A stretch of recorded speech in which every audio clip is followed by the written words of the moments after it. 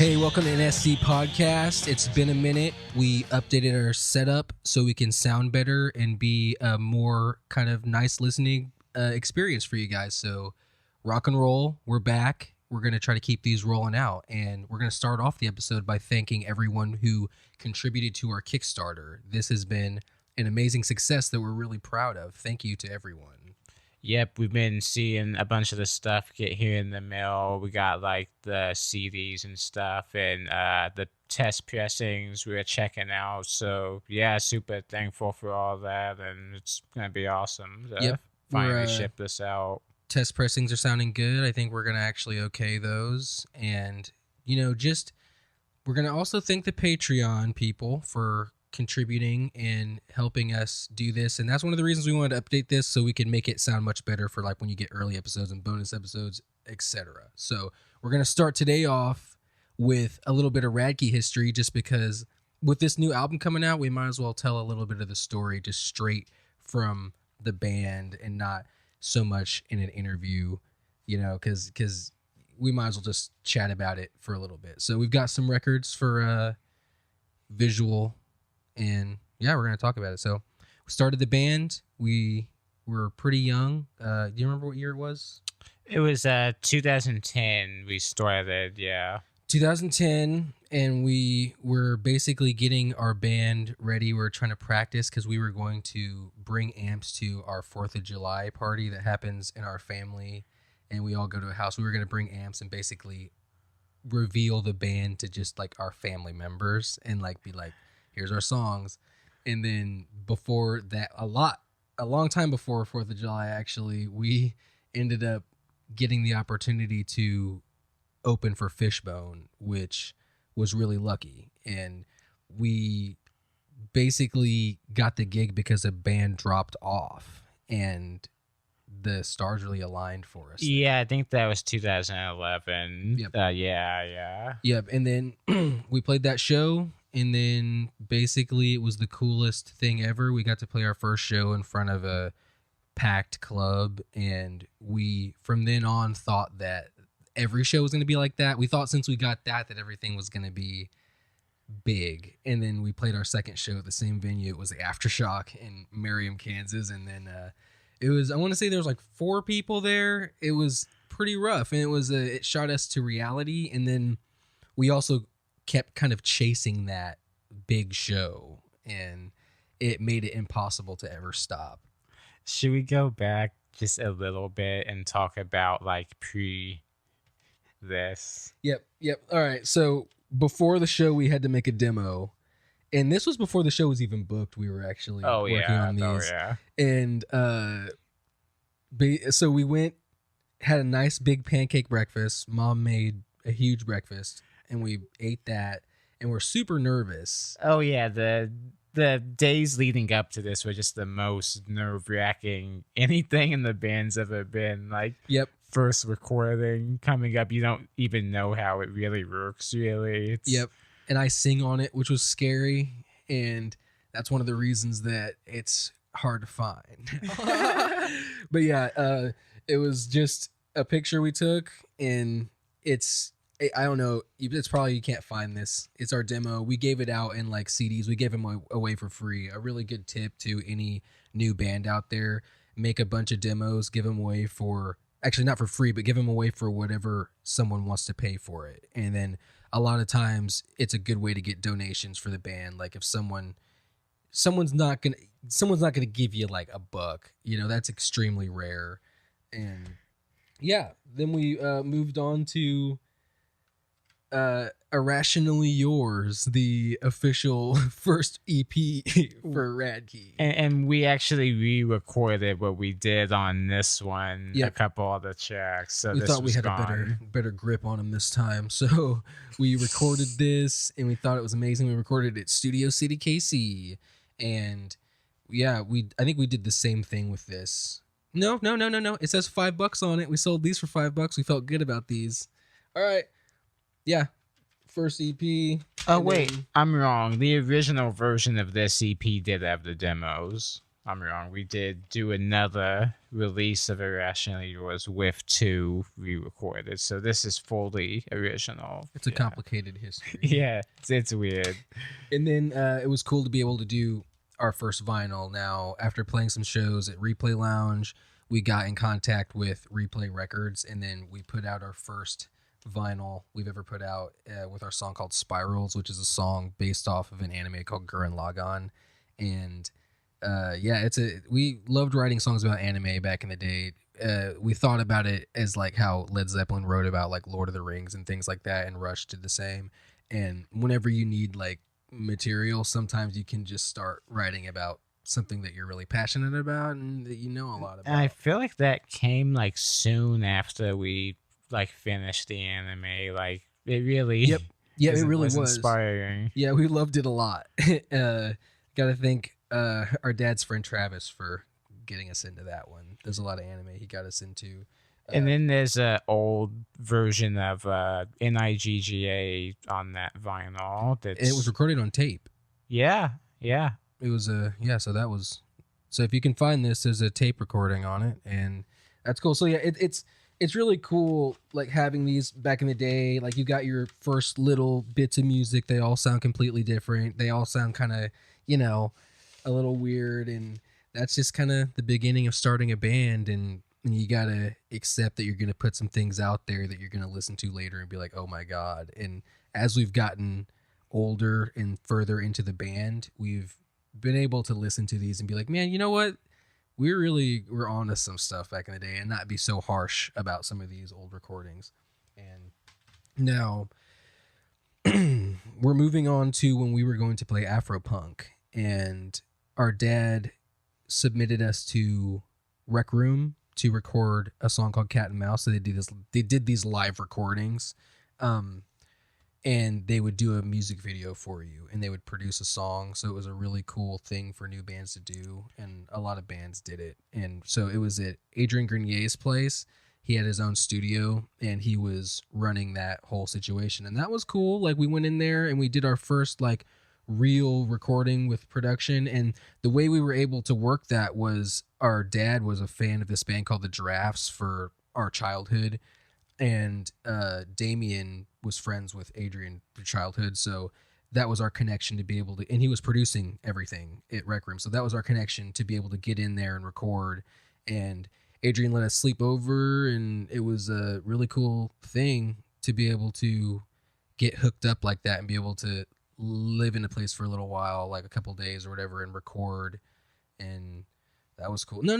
That was Cat and Mouse. We didn't stay there. But that was when we recorded the entire record. We came back after Afropunk and recorded the rest there. And then we stayed there and did all that. So that was an unforgettable experience living in Brooklyn for like a week. Or I don't remember how long we stayed there. But it was so cool. It was awesome. It really felt great. And it was a really memorable time.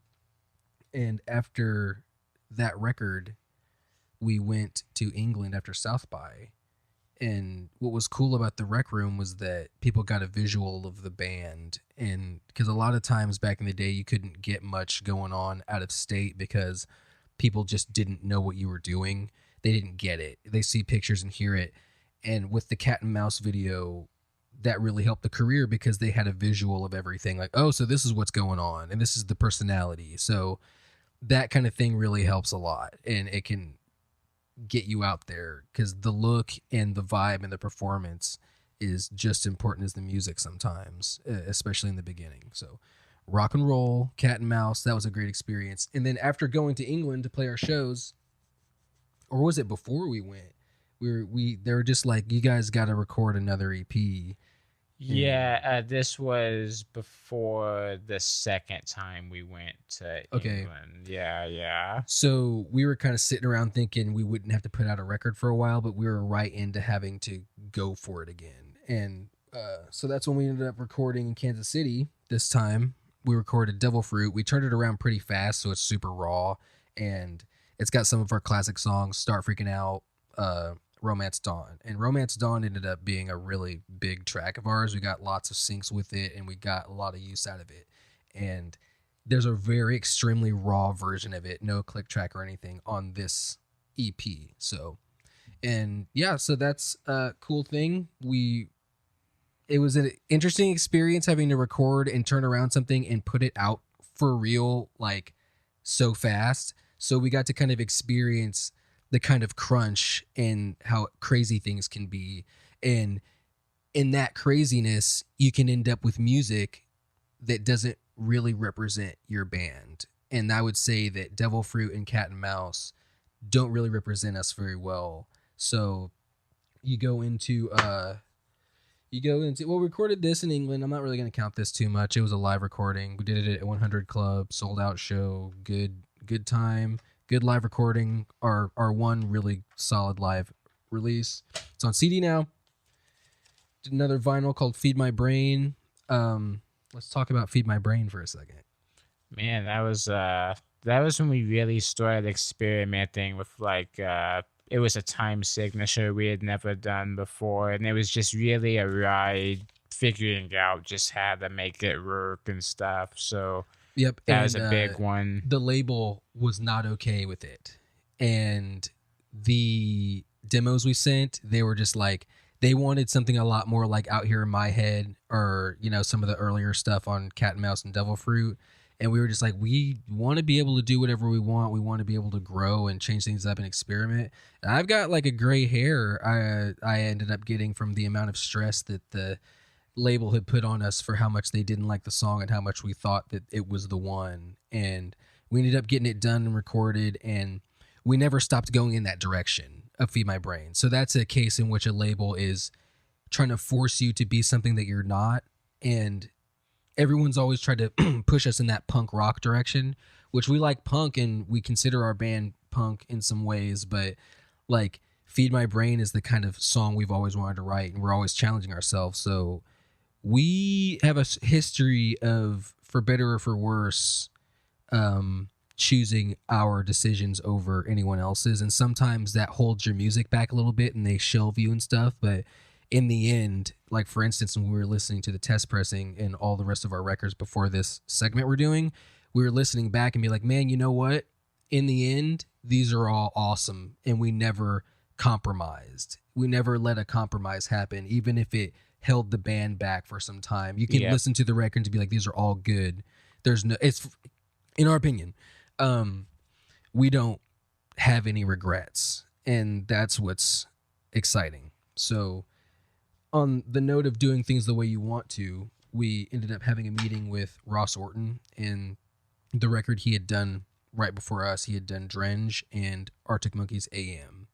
And we were in England and we met, and when we were at his studio, or we actually did the first few recordings in San Francisco. So let's get that straight. And he basically was telling us that he was never super into our recordings because they just seemed like they just weren't capturing what we actually sounded like for real. So his goal going in was to capture the live sound a lot more. So we went in and made Dark Black Makeup, and it was life-changing because a lot of the songs on Dark Black Makeup, believe it or not, were a lot faster and crazier. Love Spills is a really fast song, and in the recording process, it was slowed down and it expanded the groove. And Ross just told us that a lot of our songs have this natural groove to them, and sometimes we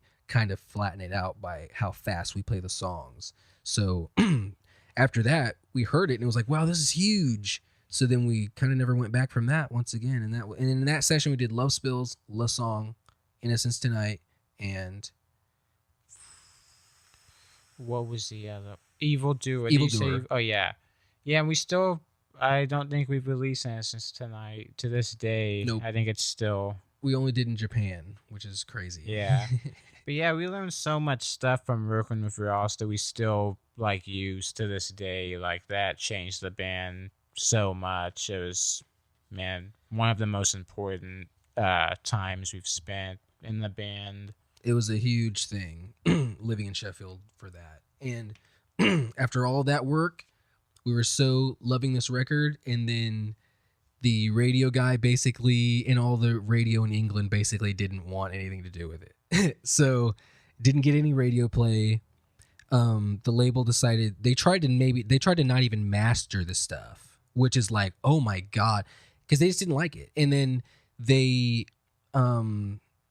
losing track. What was the last thing I said? They didn't try to master it. They didn't like it. The radio didn't work. Didn't like the artwork. Didn't like the artwork.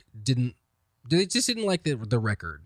So it never really got put out, and the band swirled down the toilet for a long time after that, until we were picked up by Sony, or it was Another Century first, and Another Century Records, or Century Media was the main label, picked us up, and they loved our album, and they basically were like, all right, we're gonna do this. And then they said we're probably gonna mix Dark Black Makeup a little different, but we're not gonna make it suck or anything. So when we were giving them the mixes and masters, we just gave them the Dark Black Makeup that had a louder vocal, and then they never messed with it after that, because we wanted the vocal, we were happy with the radio version being used on the album anyways.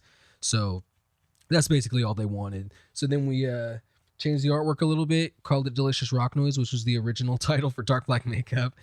And the album was a huge success.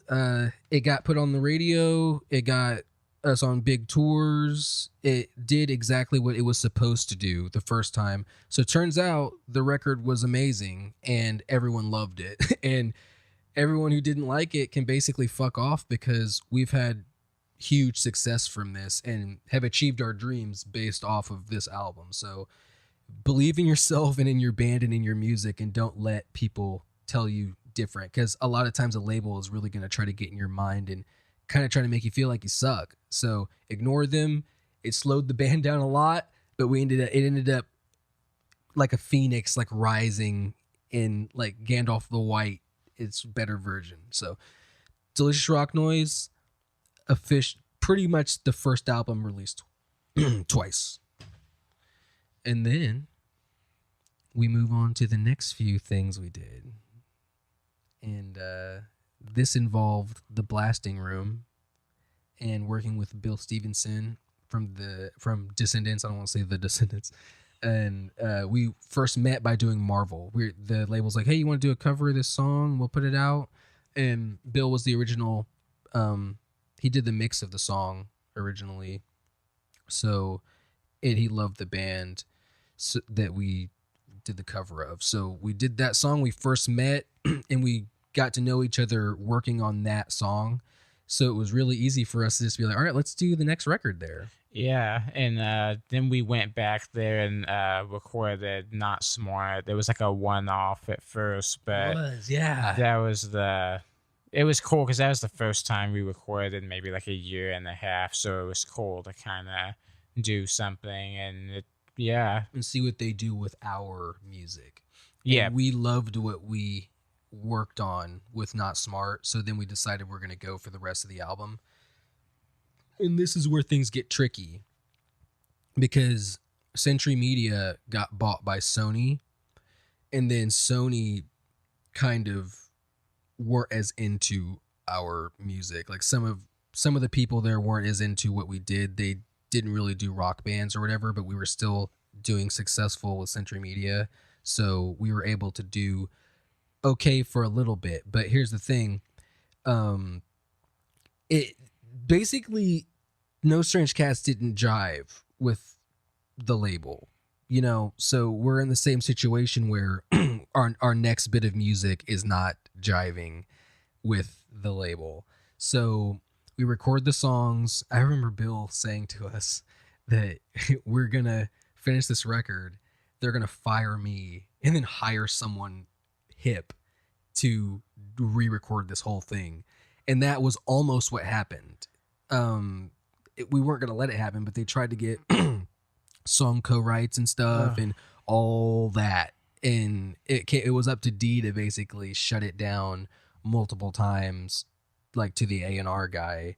And that was an awkward situation that Saul and I spent in the green room. What was it that he wanted us to sound like, or what the label wanted? 21 Pilots. Okay. And we figured that out after the fact. And basically we ignored the label and made what we wanted, and they made it to where we weren't able to finish the album. So that's why it's short, because we had more songs that we were going to do for this record. We were on tour, and out of the blue, we see that it came out with not enough songs as No Strange Cats ... Spiders. So that was really showed how much they didn't care. Yep. And then later on, we released Paul as a single, but another version of the EP came out called No Strange Cats ... Paul. And we didn't get to pick the track listing. It just was there. Yeah. And that's a huge personal thing that wasn't cool. So this got out of our hands hard. And then we were like, okay, it smells like we're about to get shelved.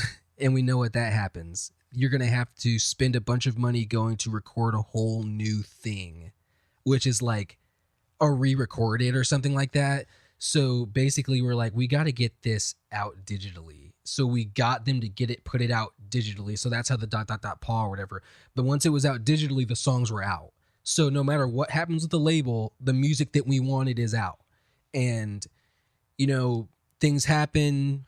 We decide that we want to get dropped from the label because we're not jiving. So then they actually were cool enough to like drop us and just let us do whatever we wanted and just give them a percentage of what they paid for. And that's an incredible deal. And we're super thankful for them for not just killing our career. So, because that happens a lot. So that was a really big deal. And we're incredibly thankful to be able to have released material, because we would have been able to keep going on, but it would be like more no Radke music. And yeah, things have been much smoother now that we've just been running it ourselves, and it's been good. So as our own Little Man Records, our label, we Kickstarter funded No Strange Cats, and that was the first Kickstarter that went incredibly well. And then we got this record out. People are listening to it now. And we're incredibly proud of how it turned out, and we're happy that the record that we worked on was able to come out. And we had to go through a lot of hoops, and there were a lot of problems, but we ended up with a record that we love. It's a little short, but at least it exists. And now we come down to the final record, the final Kickstarter, the final thing we recorded during all of this, and it's pretty cool that it ended up being our old house in St. Joe with the green room that we started the band in. It just represents our lives and our career, and it's like, hey, this is where it all started. It all started right up in this room right here. So we're really stoked, and it's it's all of our work. We produced it, we did it all like in Kansas City and stuff, and we did all the home production. And we're extremely proud to be able to do this exact type of thing. And we're stoked with the feedback that we've got, and we're stoked that everyone's digging the rock. And yeah, our album Green Room is out, and we're getting the stuff sent out, and we're extremely excited to get to work on the next record, which is already in the works. So rock and roll on that. Radke History. That has been Radke History. Radke History.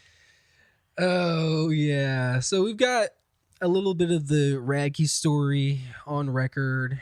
That's kind of like just straight from us with little personal details in there. And we're going to kick it into what we've kind of been doing recently. Because besides all the Kickstarter stuff and boxing things, we've been grinding incredibly hard on a game called Destiny 2. And if you've been following us for a while, you know that we take it extremely seriously, and we've been getting pretty good. Yeah, we've got our cousins, and we have a clan called, obviously, No Strange Cats on Destiny, and like we've been playing a bunch of them and getting really good. And we have we've gotten some extra people on the roster too. We're like trying to get more. We did our first Trials of Osiris match. And that's extremely tough PV, player versus player, hard. All the best players are playing. And we were able to win a couple. We were lucky enough to win our first ever match of it. It was really crazy, but It's so hard. Everyone's so good in that. Yeah, so you can't do anything in that. Like, no mistakes. So No you're just mistakes. done on there. It's something. And we were, man, my heart was racing so bad I didn't think I was okay, like, during the first one. And we ended up winning. And we did so good that first round or whatever, we made the guy who was carrying those other two guys on the team quit. So they were just 2 versus us in the end. So we kind of shut him down, and it was so awesome. Like, it's hard to win those, and we're really proud because that showed progress, because we're trying to become professional players at it on controller, and we were so proud. Like, it was crazy because we watch Frostbolt and stuff all the time, so we get a lot of inspiration from the plays he makes in the game, and we try to mimic that as much as we can. So yeah, Trials of Osiris wins. What have we had total? Probably like 6. It's something like that. It's been a lot of losses. Yeah, a lot of losses, obviously, because we're new to it. But we're getting into the hardest stuff you can do as far as player versus player, and we encourage anyone to join us in No Strange Cats Clan. We play all the time, and we're going to start recording matches and doing more content as far as that goes. But it almost might not be fun to play with us sometimes, though, because we take it so extremely seriously. Like, we take it about as seriously as we take the music. And because we don't really, we dive deep into stuff, you know? And with the gaming, because we turned our sensitivity up all the way to 10. You know, we love to win. So they're going to combine the PC players with the console players at some point, so we want to close the gap as much as possible, and with controllers be able to compete with the keyboard mouse gamers, and we're starting to feel pretty good about it. Let's get some more Trials wins under our belt. And Destiny 2 is free to play. Yep, free as to play. Well. And on Xbox, if you do Game Pass, you get all of the DLC with it. We don't get to play with you on Xbox yet, but at some point there's going to be cross-play, so that's a cool thing. And sadly, playing that comes with messages. It does, and that's something that we're kind of excited to talk about, because online gaming has never changed. It still hasn't changed. We turned on our messages because there's just something about destroying a team, and then just like you just kind of wait, like, are you going to send a message? And it gets great. Like, for instance, we were not kicking ass. We were playing competitive, and Saul and I were playing with this guy who just would not stop, because you got to stick together. It's called glue. You got to be glue with your squad. That's one of the golden rules of competitive. And he was just running off on his own constantly, dying, losing all of our lives. And he was going to the same spot every time. It was always just he goes to the hallway and immediately gets shot by 3 people on there.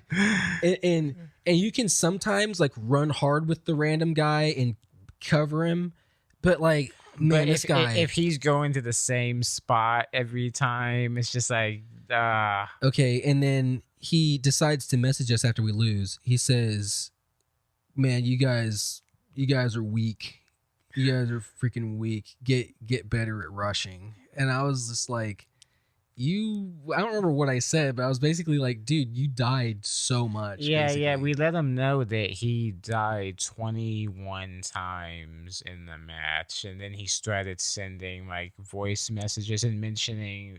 He said he got paid. I told him that his lifetime like KD isn't even good, and then he starts claiming that he gets paid to play, and that he's on someone else's. Yeah, he's profile. on someone else's profile, trying to make the stats on their profile look better, because apparently that's something you would pay for. Yeah, and then Solomon went into the Destiny tracker, which you can go deep, and then basically finds out, because there would be like a climb, you know, if you were making the character better, and it was just not. It was just a straight line. Yeah, so basically getting worked up about the lies, getting mad. You know, I told him he's like a trash rush scrub in the, you know, I'd tell him that he's like weak and all that stuff, and yeah. The next one came in a game that we actually won. We were getting beat really bad at first, and one of the guys starts, of course, emoting on me because, which is like when you're like doing the dances and like, yeah, he starts all kinds of stuff. He starts dancing, and then things start not going the way, and the momentum shifts to where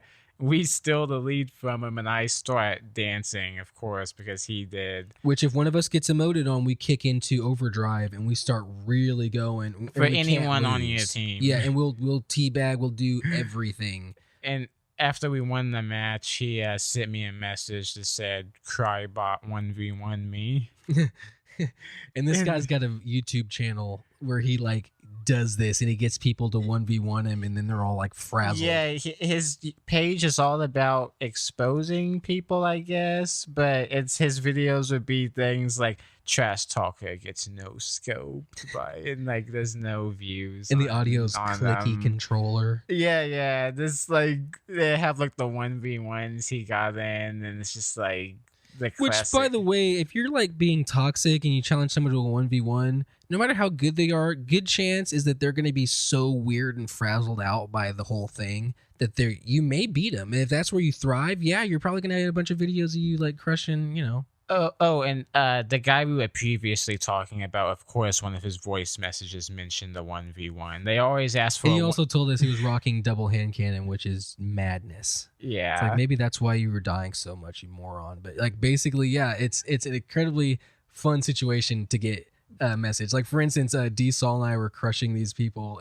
Was it elimination? It was survival. So competitive. We were destroying these guys so hard. This guy sent a message that said, "I hope you all step on a fucking Lego." And that was mid-match. And I think it an attempt to frazzle me, which it did not. It won. And that was cool. We actually went harder on him after he sent the message. We're like, okay, we're really gonna just... Man, we really burned them down. Yeah, we burned them down hard. And the another one was we just won a normal control match, and I got a message. There was just a straight up "fuck you," which is like, okay. I love that. Yeah. Oh man! And immediately after the game that we crushed, we lost, and then I get a message. Next message after we destroyed the guys, just like, imagine being bad. It's like, dude, come on, man. So it's just all over the place. You're either so good that you piss people off, or you're the worst player who's ever started the game. No matter what, you're not considered good. Yep, no matter what. I mean, and it's hard to get your all-time up. Like, and Saul and I's all-times are pretty good, and we're still working on it, and we're rocking it, and taking that Destiny shit to the next level, and yeah, rocking with that. And let's see. And with that, we can transition, I feel like, to new music. And we've been checking out some new music lately. And a big moment in music for us in most years is Weezer's new album that they put out. And their new album, OK Human, is... I thought I brought it down here, but I don't have it. OK Human is amazing, and we always get so much inspiration from their new records, and we would highly recommend that you check out that album. We were listening to it. We've listened to it a lot today and yesterday, and it's mind-blowing. They did it all analog, no click, no electric guitar, and it's like classical instruments. It's really insane. It's so good. Yeah, we've been listening to it like, man, for the last 2 days. It's so good. I'd recommend checking it out. Like, even if you've taken some time off of the band, it'd be a good time to check out something new from them. Yep, it's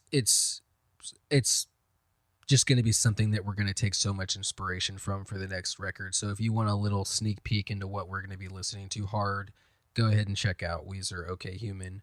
And the other album that I've been listening to a lot has been Paul McCartney 3. It's been his new record.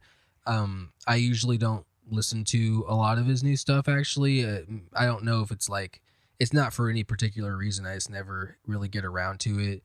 And we ended up listening to this one that he did. I think he only did one song with another member who was on the drums. The rest of the whole record he did by himself and in his house. And it's awesome. Like, it's got a lot of good songs on it. I would recommend, if you want to check it out, check out the song Slidin', and check out the song Rule Seize the Day. Those are amazing tracks off of it. And yeah, those would be good for music recommendations as far as like what we've been listening to. Yeah, Paul McCartney, Weezer, dig it. And we wanted to also say something about the Chiefs. Yeah, we wanted to give them a shout out for playing in 2 Super Bowls in a row and making sports really fun to watch, and we're super happy about how that's been. Yep, they've been super inspiring, and they've been like really moving up and doing amazing and making incredible growth. And to have them in Kansas City representing and doing awesome things really helped inspire us to reach for our dreams even harder and keep representing the city as much as we could as well. And to, it's just been really cool, and we appreciate, the representation of the city. And it's sports. It's been really fun. So yeah, shout out to the Chiefs for rocking it out, man. Oh yeah.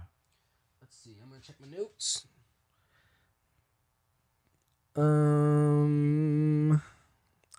I think we're pretty much done. Yeah, I think we got it. Yeah, this is NSC Podcast. We're gonna be doing this more. We're stoked about being able to get the video right this time, and yeah, gonna play some more video games, get some more content, and maybe we'll remember a little more Radke history for you, and give you some more band advice, and give you the inner workings of a up and coming rock band coming out of St. Joseph, Missouri. Extremely hard to do. Rock and roll. See you guys next time. Good afternoon, good evening, and good night.